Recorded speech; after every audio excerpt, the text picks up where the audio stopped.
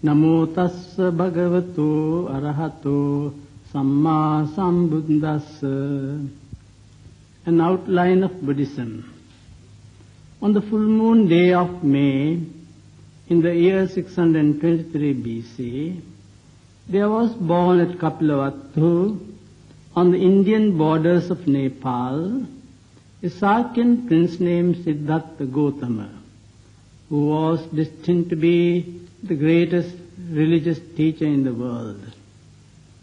Brought up in the lap of luxury, receiving an education befitting a prince, at 16 he married and had a son named Rahula.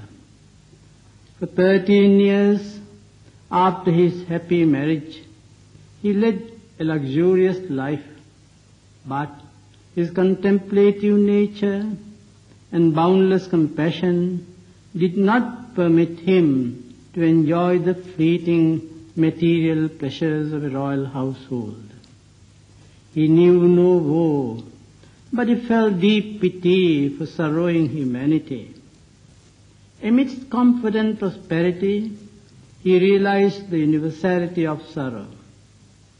The palace, with all its worldly allurements, was no longer a congenial place for the destined Buddha.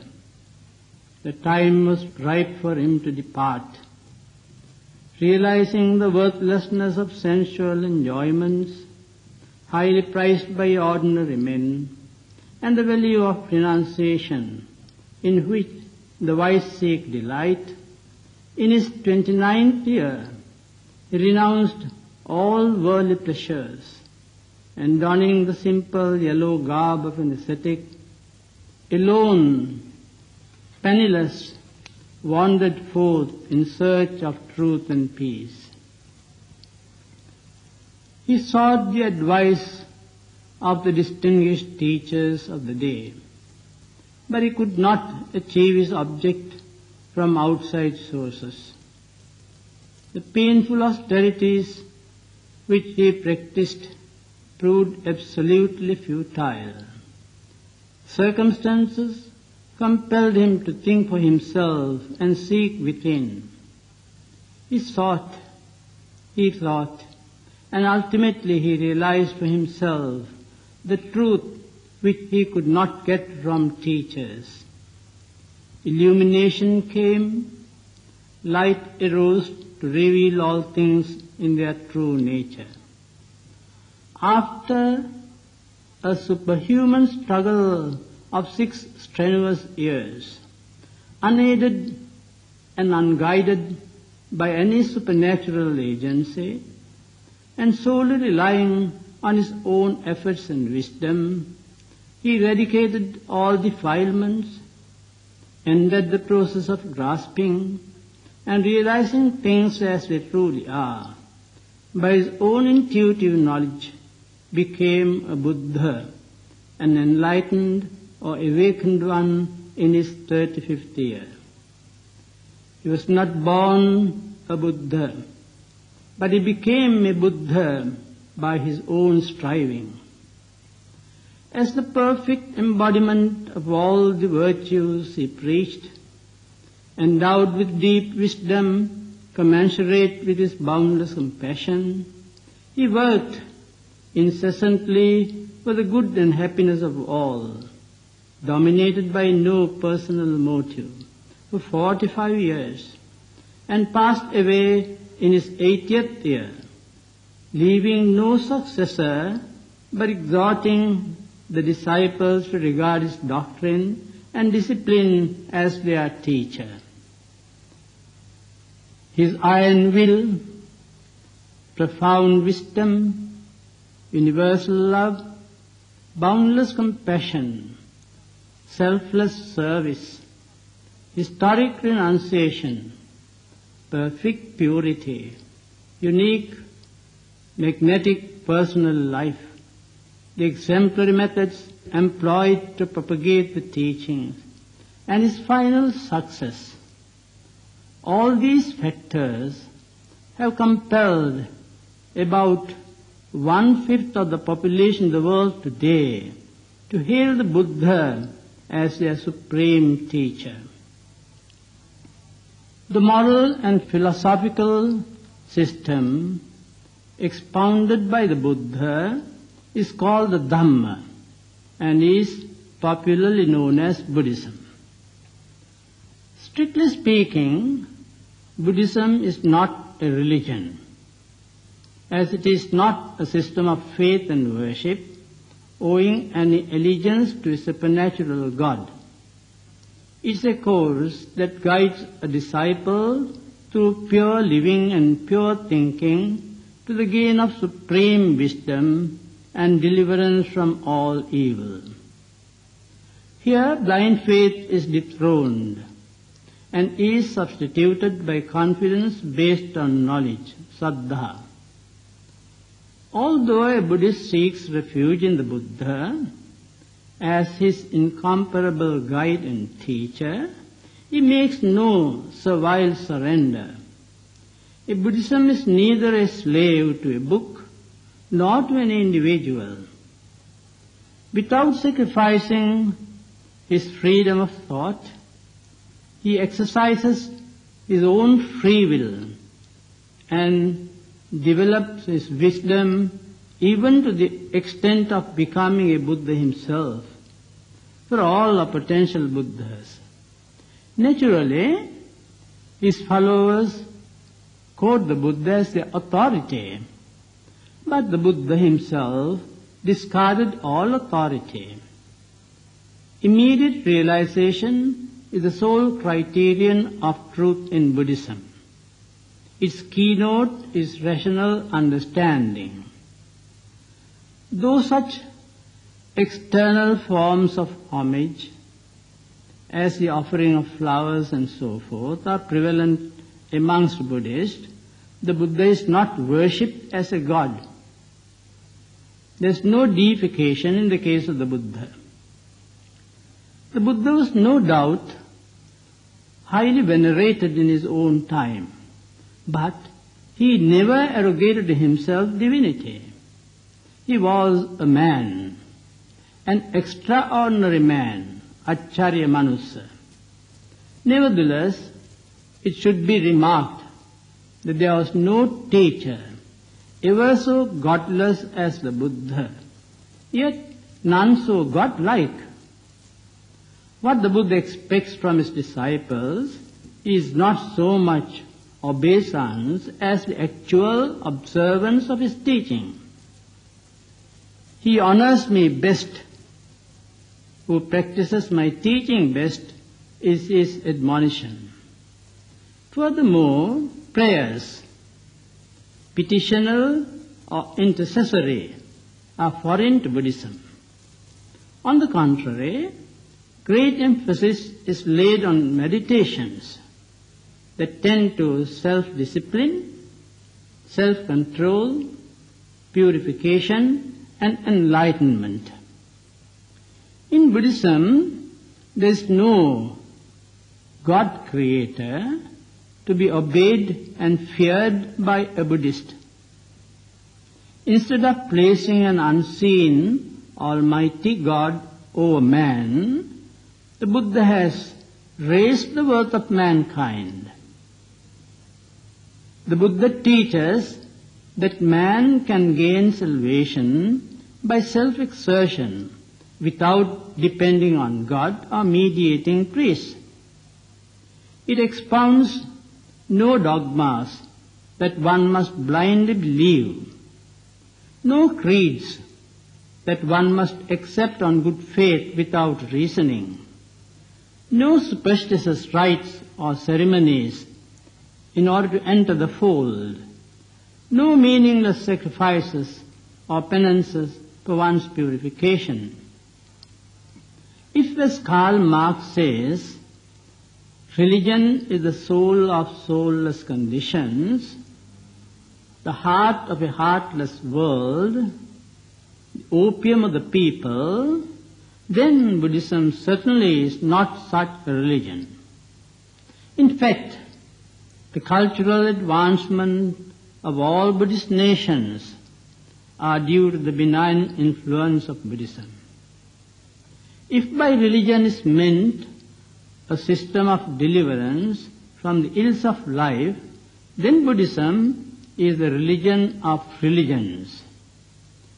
The foundations of Buddhism are the Four Noble Truths, which are associated with the so-called being. The Buddha states, in this very fathom-long body, along with its perceptions and thoughts, do I proclaim the world, the origin of the world, the cessation of the world, and the path leading to the cessation of the world.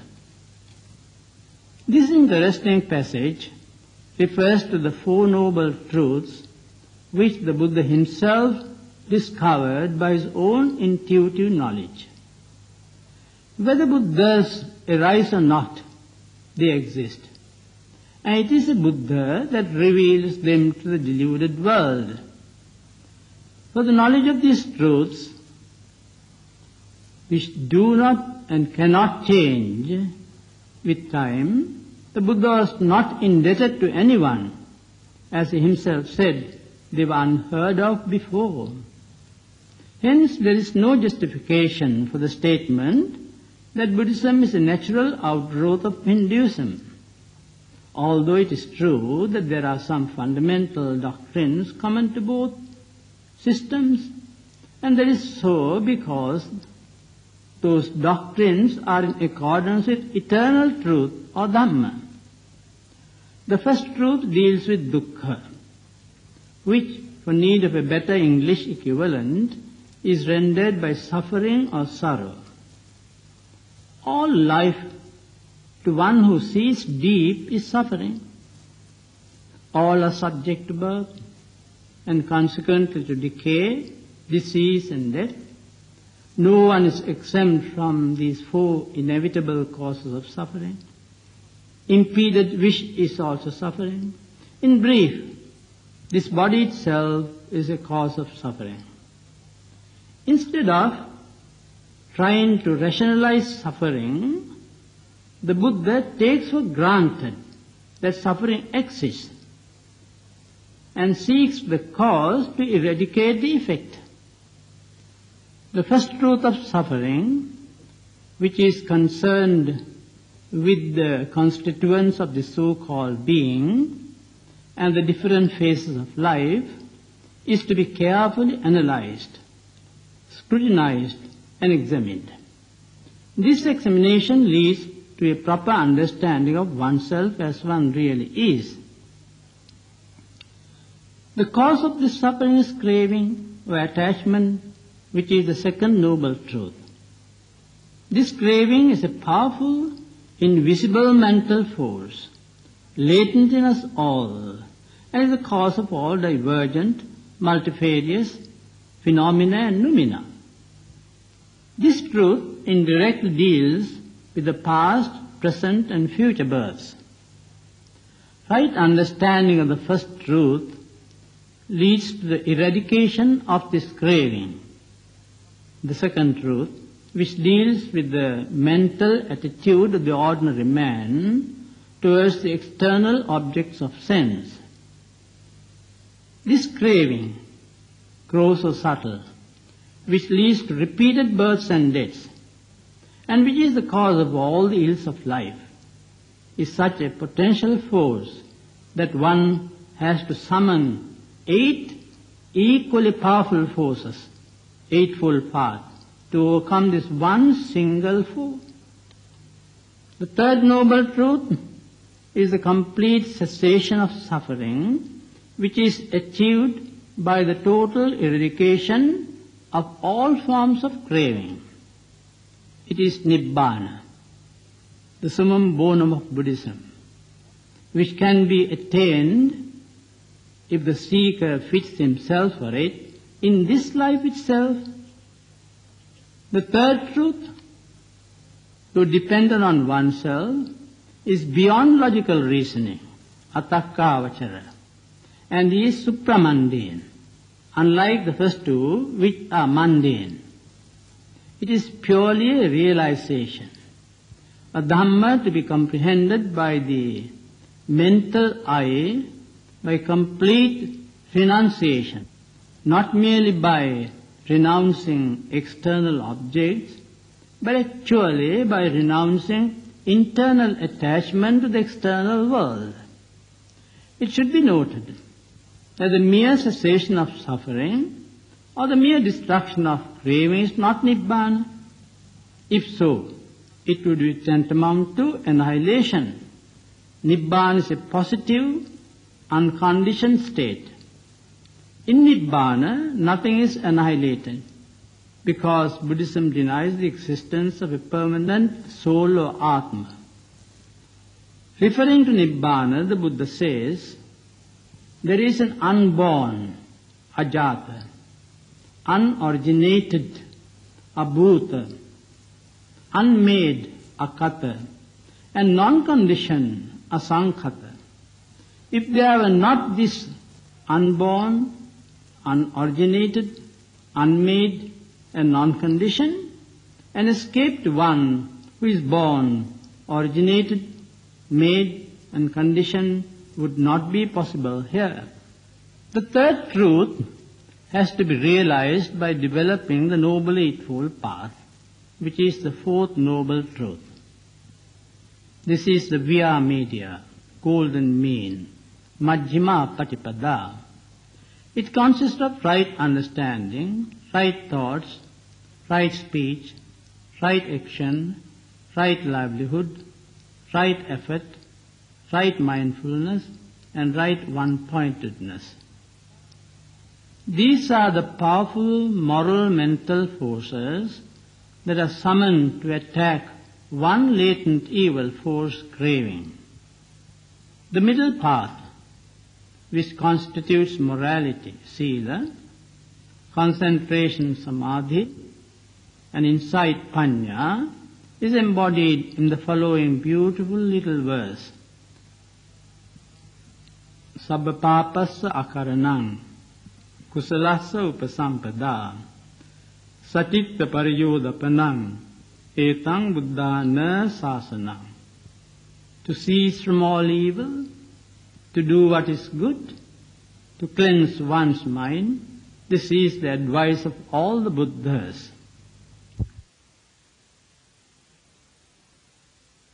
The first three truths deal with the philosophy of the Buddha's teaching, and the fourth with the practice in accordance with that philosophy.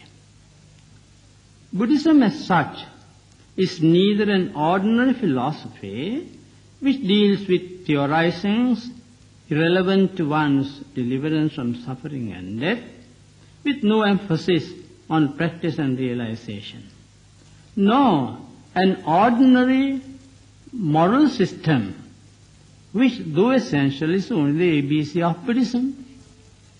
The Buddha Dhamma is a moral and philosophical system which is founded on the bedrock of facts that can be tested and verified by personal experience. Buddhism is therefore rational and practical, devoid of esoteric doctrines, coercion, persecution, or fanaticism. To its unique credit, it should be said that during its peaceful march of 2,500 years, no drop of blood was shed in the name of the Buddha, and no conversion has ever been made either by force or by any repulsive method. Buddhism is saturated with the spirit of complete tolerance, which is extended to men, women, and all living beings. It was the Buddha who, for the first time in the known history of the world, attempted to abolish slavery. It was he who vehemently protested against the evils of the caste system that blocked the progress of mankind, and advocated equal opportunities for all, irrespective of caste, color, or rank. He established for both deserving men and women a celibate order which was democratic in constitution and communistic in distribution. It was the Buddha who brought women to the realization of their importance to society.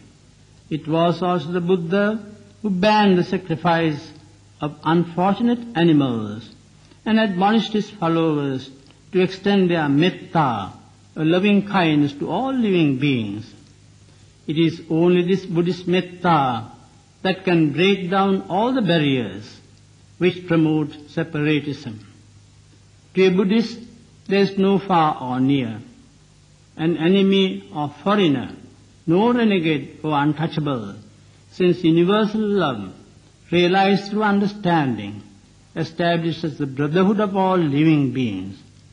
A real Buddhist is a citizen of the world, and he regards all as his brothers and sisters, making no distinction.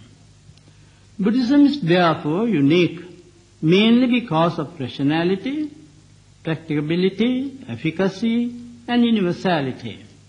It is the noblest of all unifying influences, and the only lever that can uplift the world to deliverance from suffering.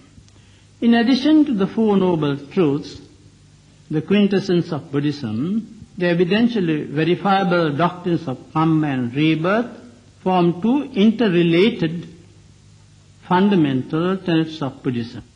These two beliefs were present in India before the advent of the Buddha, but it was he who has explained and formulated them in the completeness we have them today.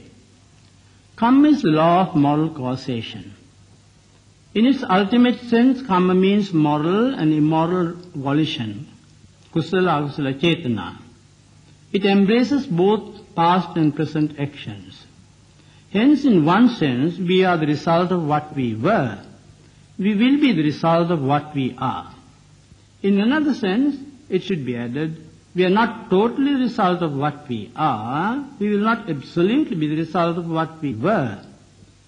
The present, no doubt, is the offspring of the past and is the parent of the future. But the present is not always a true index of either the past or the future. So intricate is the law of karma. As we sow, we reap in this life or in a future birth. What we reap today is what we have sown either in the past or in the present. Karma is a law in itself, which operates in its own field without the intervention of any external independent ruling agency. This law of karma explains the problem of suffering, the mystery of fate and predestination of other religions, infant prodigies, and above all the inequality of mankind. Rebirth is the corollary of karma. The Bodhisattva ideal and the correlative doctrine of freedom to attain utter perfection are based on the belief in rebirth. It is karma that conditions rebirth. Past karma conditions the present birth, and present karma, in combination with past karma, conditions the future. The actuality of the present needs no proof, as it is self-evident. That of the past is based on memory and report, and that of the future on forethought and inference. The Buddhist doctrine of rebirth should be differentiated from the theory of reincarnation and transmigration of other systems, because Buddhism denies the existence of a transmigrating permanent soul created by God or emanating from Paramatma. Buddhism resolves the living being into mind and matter, nama and rupa, which are in a state of constant flux. The whole process of these mental and physical phenomena, which are constantly becoming and passing away, is at times, in conventional terms, called a self or Atma by the Buddha. But it is a process and not an identity that is thus termed. Buddhism does not deny the existence of an apparent personality. It denies an ultimate identical being or a permanent entity, but it does not deny continuity in process. The Buddhist philosophical term for an individual is santati, that is flux or continuity. This uninterrupted flux or continuity of mental and physical phenomena, conditioned by karma, having no perceptible source in the beginningless past, nor an end in its continuation in the future except by the Noble Eightfold Path, is the Buddhist substitute for the permanent ego or eternal soul in other religious systems. As T.H. Huxley states, Buddhism is a system which knows no God in the Western sense, which denies a soul to man, which counts the belief in immortality a blunder, which refuses any efficacy to prayer and sacrifice, which bids men look to nothing but their own efforts for salvation, which in its original purity knew nothing of vows of obedience and never sought the aid of the secular arm, yet spread over a considerable moiety of the world with marvelous rapidity, and is still the dominant creed of a large fraction of mankind. May you all be well and happy. Metta Suttanta, Discourse on Loving Kindness. He who is skilled in his good and who wishes to attain that state of calm should act thus. He should be able, upright, perfectly upright, obedient, gentle and humble, contented, easily supportable, with few duties, of light livelihood, controlled in senses, discreet, not impudent, not be greedily attached to families. He should not commit any slight wrong, such that other wise men might censure him. May all beings be happy and secure. May their hearts be wholesome.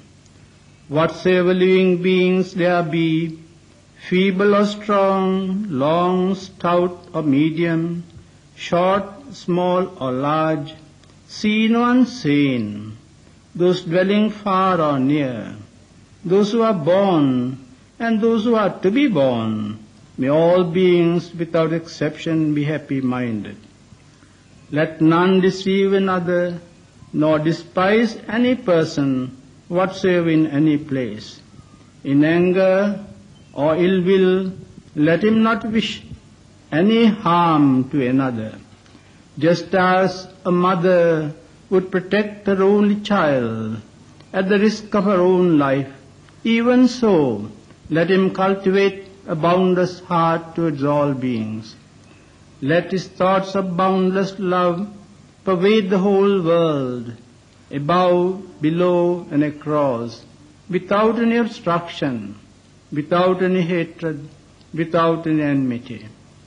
Whether he stands, walks, sits, or lies down, as long as he is awake, he should develop this mindfulness.